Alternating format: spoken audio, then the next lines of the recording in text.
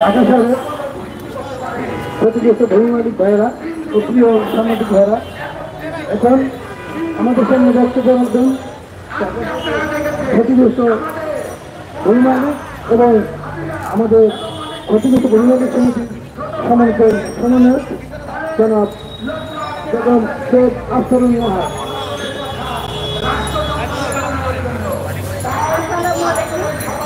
আমার যারা বলেছেন তারা নিয়ে গেছেন। আমি একটা কথা বলতে চাই সমস্ত মিডিয়াকে,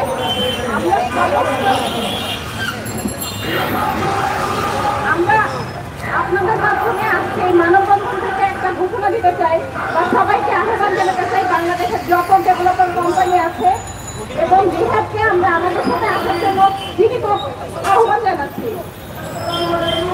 কারণ আমরা যেমন ক্ষতিগ্রস্ত, তারা কিন্তু রাস্তা করে তারাও ক্ষতিগ্রস্ত। সুতরাং আমরা সবাইকে আমাদের একসাথে চাই।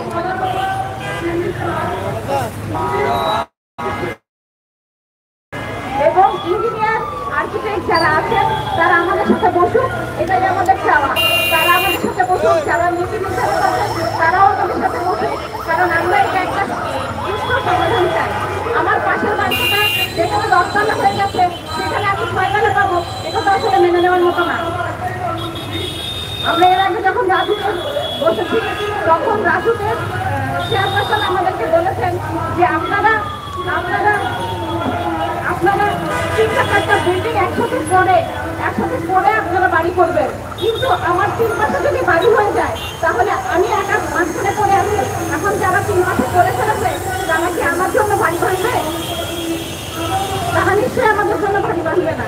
সুতরাং এটার একটা সুস্থ সমাধান চাই। আর আরেকটা জিনিস হচ্ছে যে 6টা এলাকাকে তারা ছাড় বা আমাদের আওতাভুক্ত রেখেছে, সেটা হচ্ছে বিএসএস, বসুন্ধরা, ধানমন্ডি, গুলশান, বাড়িধারা এবং বরানী। তো এই 6টা এলাকা আসলে সবার পক্ষে এফোর্ড করাও সম্ভব না। এখানে আমাদের বেতন ভাড়াটিয়া যারা বাসা ভাড়া করে থাকেন তারা কিন্তু মিরপুর বা অন্যান্য এই 6টা এলাকা বাদেই থাকেন। তো তাদের উপরেও কিন্তু একটা প্রভাব পড়বে যদি এটা বাস্তবায়ন হয়। সুতরাং আমরা এর থেকে একটা সুস্থ সমাধান চাই। ধন্যবাদ। মোট কথা আমরা 2008-এর যে বিধিমালা সে 2008-এর বিধিমালায় ফিরে যেতে চাই। এখন আমাদের সামনে আমাদের প্রস্তাবনা তুলে ধরবেন ঢাকা শহরের ক্ষতিগ্রস্ত ভূমি মালিক জনাব মুয়াজ্জম হোসেন ভাই।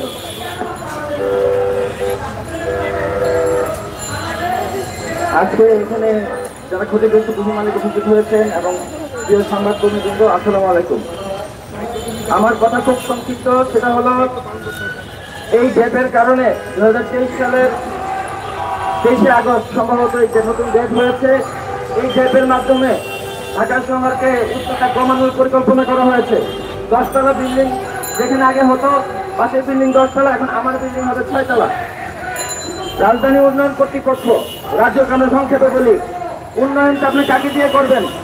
ভূমি মালিকদেরকে ছাড়া গিয়ে আপনি রাজধানীর উন্নয়ন করবেন? আপনি কোন উন্নয়ন করবেন? আপনি তো এখানে শুধু বিধি দিচ্ছেন যে ভূমি মালিক আছে তারা যদি এর আওতার বাইরে রাখেন, উন্নয়নটা কোথাকার উন্নয়ন আপনি করবেন? আজকে যেই ভূমি নেওয়ার জন্য ডেভেলপাররা আগ্রহী ছিল, আমাদেরকে নানান সময় নোট দিয়েছে, আজকে সেই ডেভেলপারকে আমরা নোট দেই, কিন্তু সেই ভূমি মালিক নোট দিয়ে তারা সারা দিচ্ছে না। 6 তলা বিল্ডিং করে তাদের পুষ হবে না। উন্নয়নটা হবে কি দিয়ে? আপনি 10 তলা বিল্ডিং থেকে 6 টাকা বানাইলে উদর পিণ্ডে দুদর করে তুলে দেওয়ার চক্রান্ত করা হচ্ছে। বলা হচ্ছে আর বানানো হয় না, সেই জন্য তারা উপরে তুলতে দিবে না। আঙ্গুল ব্যথা হলে আঙ্গুল কেটে ফেলে দেওয়ার কোনো সমাধান নয়, মাথা ব্যথা হলে মাথা কেটে ফেলে দেওয়ার কোনো সমাধান নয়, চিকিৎসা করতে হবে। আপনি আর মেনটেন করতে পারেন না, আপনার ইন্সপেক্টররা সেখানে দুর্নীতি করে সেই দায় আপনি ভূমি মালিকদের ঘাড়ে তুলে দিতে চাচ্ছেন, তাদের উচ্চতা কমিয়ে দিতে চাচ্ছেন, তাদের ফ্ল্যাট কমিয়ে দিতে চাচ্ছেন। এটা একটা বৈষম্য ছাড়ার কিছুই নয়। আপনি উন্নয়ন কর্তৃপক্ষ, আপনার দায়িত্ব হলো আপনার ইন্সপেক্টরকে দিয়ে আপনি যেই প্ল্যান দিচ্ছেন সেই প্ল্যান বাস্তবায়ন হচ্ছে কিনা সেটা দেখা। আপনি সেটা দেখতে পারেন না বলে উদর পিণ্ডে ধুলোর করে তুলে দিয়ে আপনার ব্যর্থতার জানি আপনার কাঁধে না নিয়ে আপনি ভূমি মালিকদের ঘাড়ে তুলে দিচ্ছেন। আমি এই অনুষ্ঠানের কথা জানতাম না, আমি দেখে এখানে এসেছি